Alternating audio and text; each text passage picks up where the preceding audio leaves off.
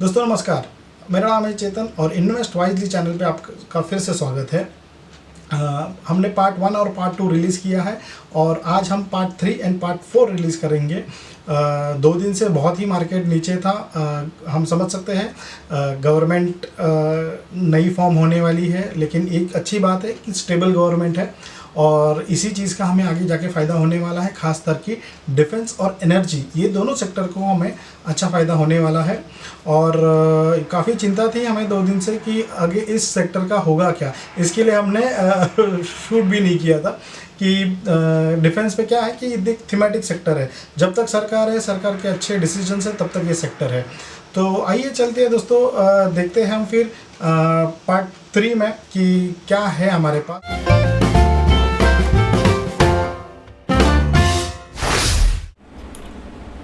आइए दोस्तों, अब हम देखते चलते हैं तीसरे और चौथे पार्ट में।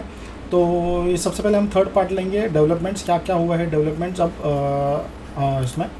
तो सबसे पहले तो ये है thrust on modernisation and infrastructure development sustain in term budget 2024।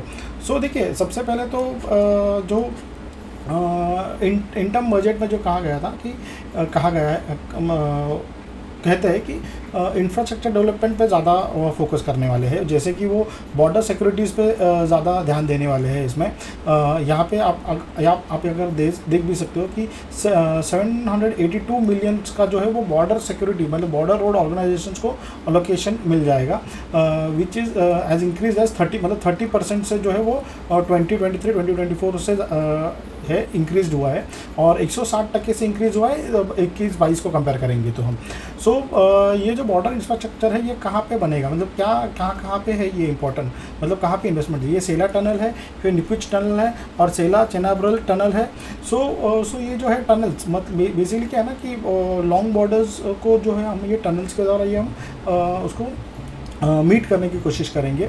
और एक सबसे और एक महत्वपूर्ण चीज़ ऐसे है कि इंटर बजट में जो है वो कैपिटल इन्वेस्टमेंट्स के लिए जो है वो 11% से बढ़ा दिया गया है, जो है 11 लाख करोड़ कर दिया है अभी।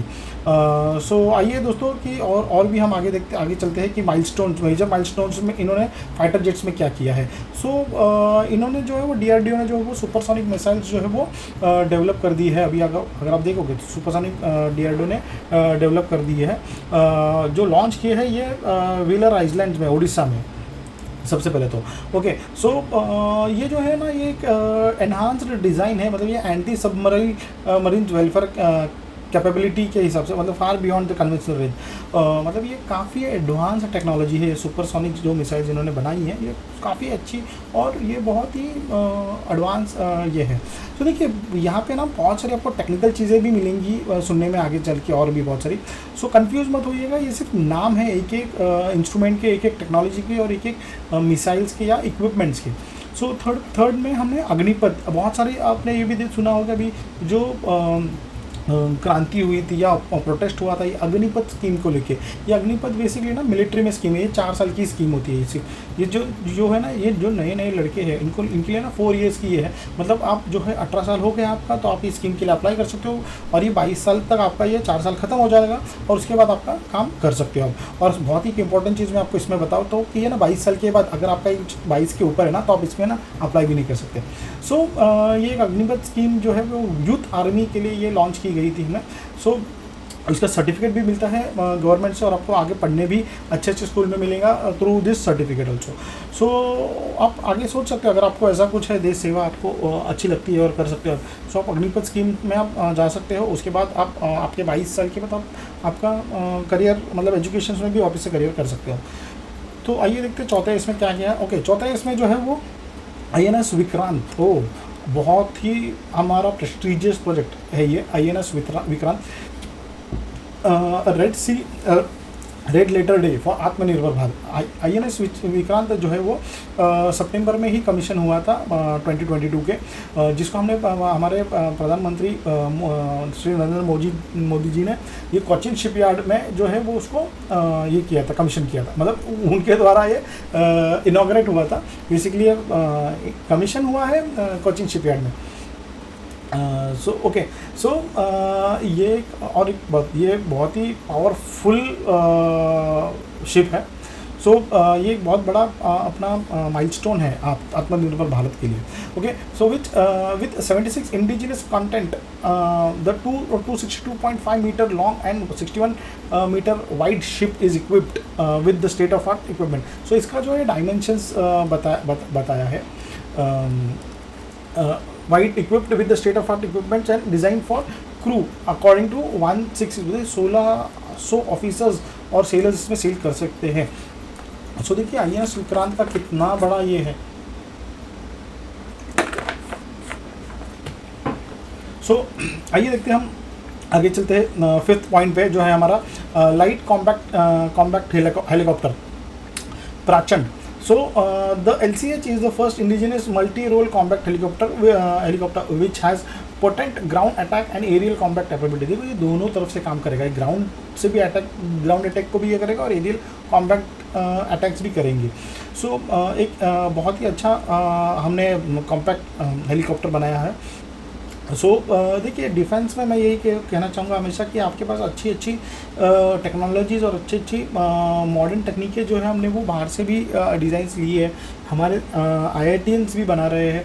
सो आपको जो है वो डिफेंस पे विश्वास रखना पड़ेगा, स्टॉक पे विश्वास रखना पड़ेगा, इस सेक्टर पे विश्वास रखना पड़ेगा कि ये आगे जाके बहुत ही अच्छे काम करने वाले हैं। सो आइए छठे इस पे देखते हैं कि ये मिसाइल्स डिस्ट्रॉयर्स क्या क्या बनाते हैं। देखो इसमें ना बहुत सारी चीज़ें हैं, बहुत सारे नाम अलग अलग बहुत सारे मिलेंगे। चलिए देखते हैं।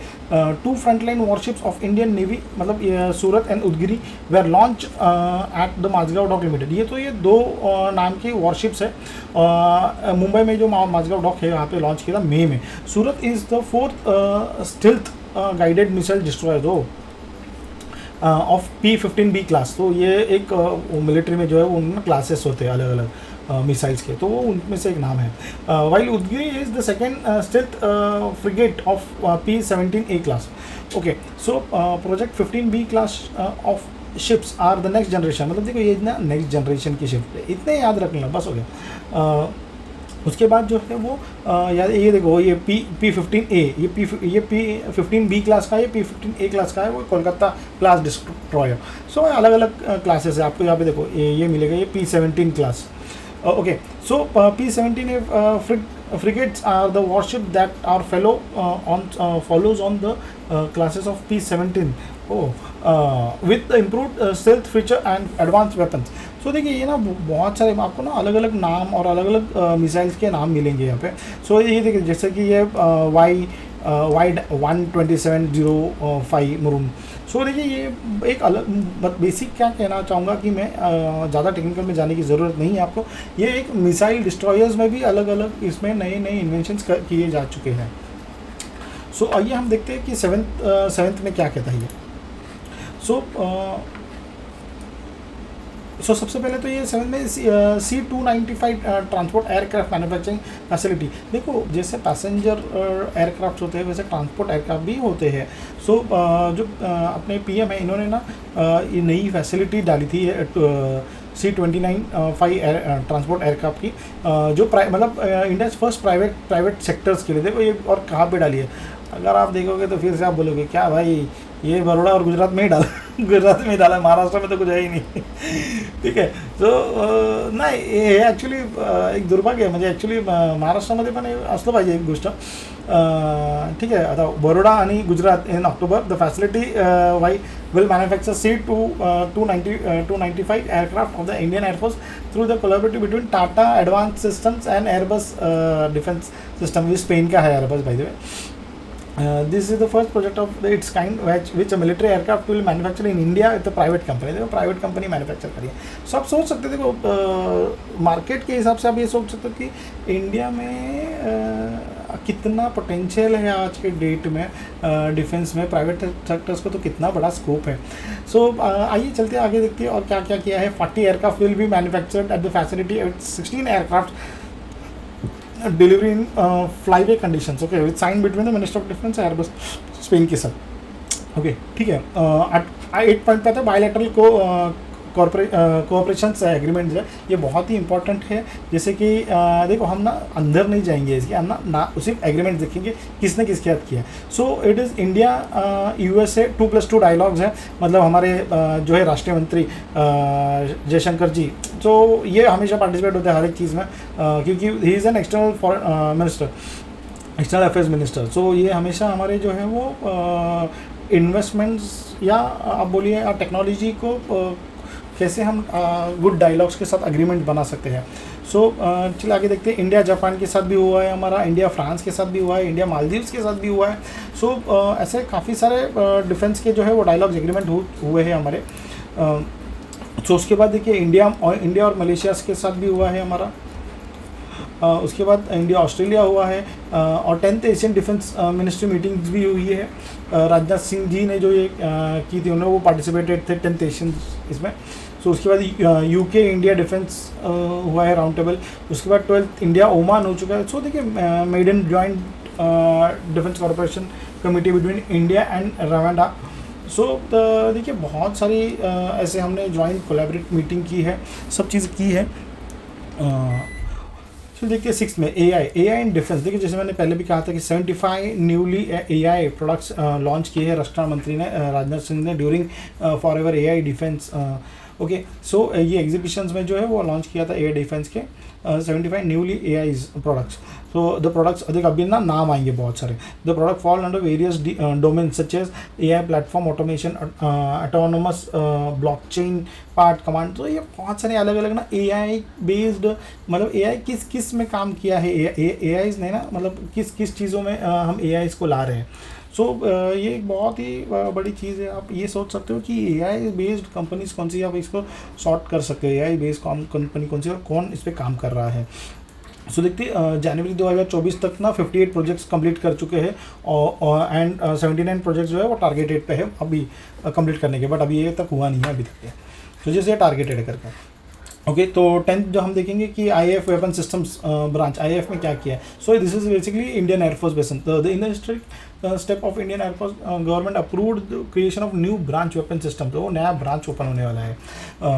It would entitle unification of the weapon system operate under one entity decided to the operational employment of the ground based and specialized airborne weapon systems. So देखिए बेसिकली भी क्या है ना कि जो हम जो वेपन सिस्टम्स बनाने वाले, ये ब्रांच बनाने वाले, बेसिकली ये दोनों तरीके से ऑपरेट होगा। एक तो ग्राउंड बेस्ड और एयरबॉर्न वेपन सिस्टम, दोनों इस पर काम करेगी। Okay, the branch would encompass the operations for the 4 specialized streams to surface to surface missile। देखिए ध्यान दीजिए इसमें, surface to surface मिसाइल है, surface to air मिसाइल्स है, और remotely piloted aircraft।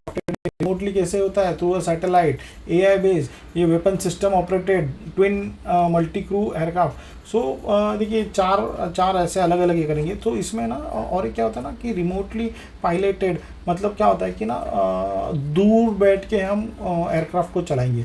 सो देखिए 4 टाइप्स का है अभी, surface to surface, surface to air, remotely piloted and weapon system operations in twin और मल्टी क्रू एयरक्राफ्ट। सो आगे बढ़ते हैं हम ये आगे।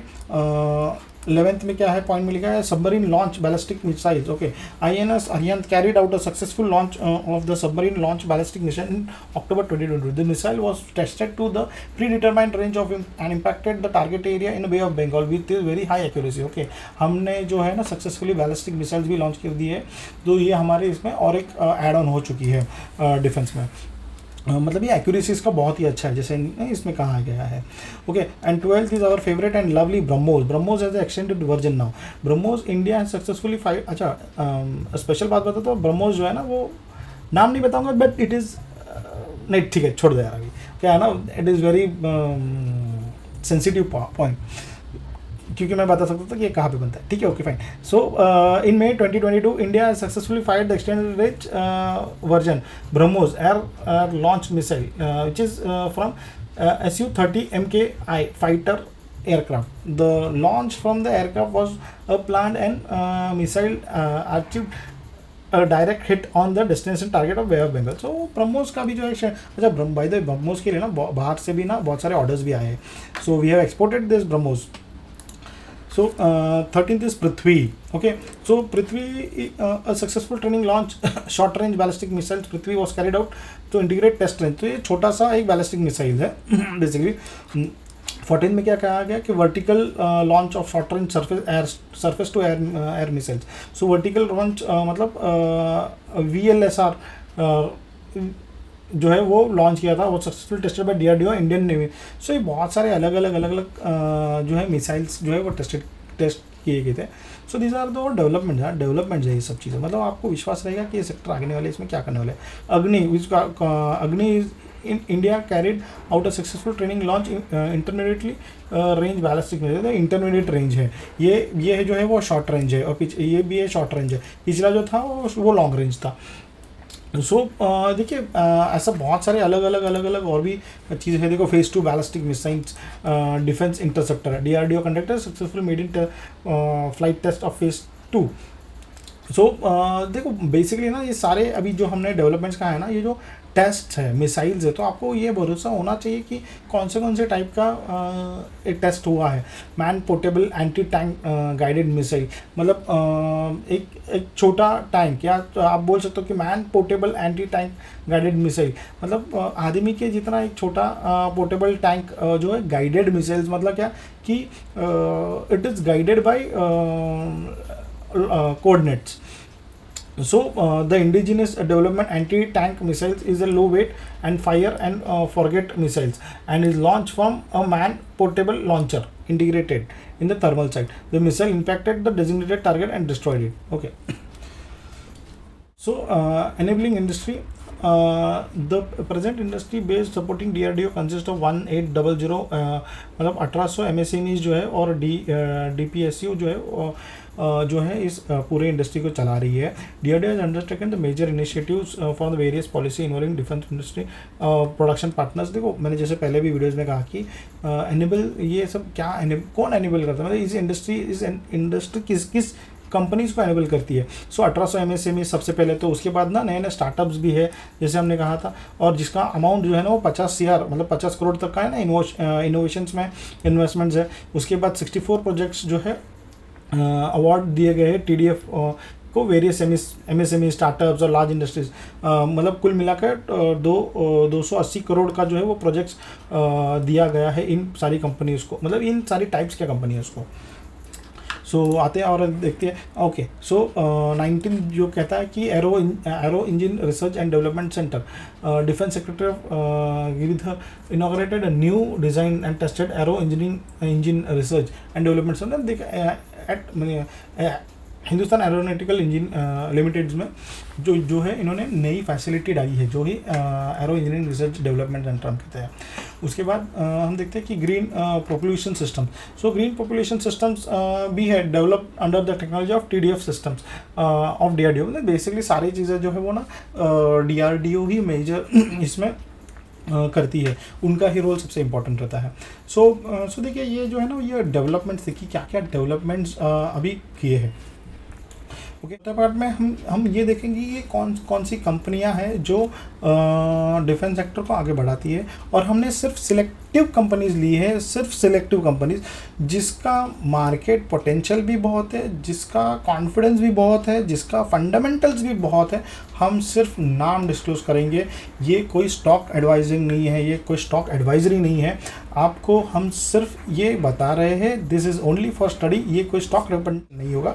ये हम सिर्फ बता रहे हैं कि आपको कि ये कंपनियां जो है वो इस पूरे डिफेंस सेक्टर को कैसे ड्राइव करती है, इनका क्या योगदान, प्लेयर्स कौन कौन है. तो सबसे पहले हम आते हैं HAL HAL, Hindustan aeronautical engineers.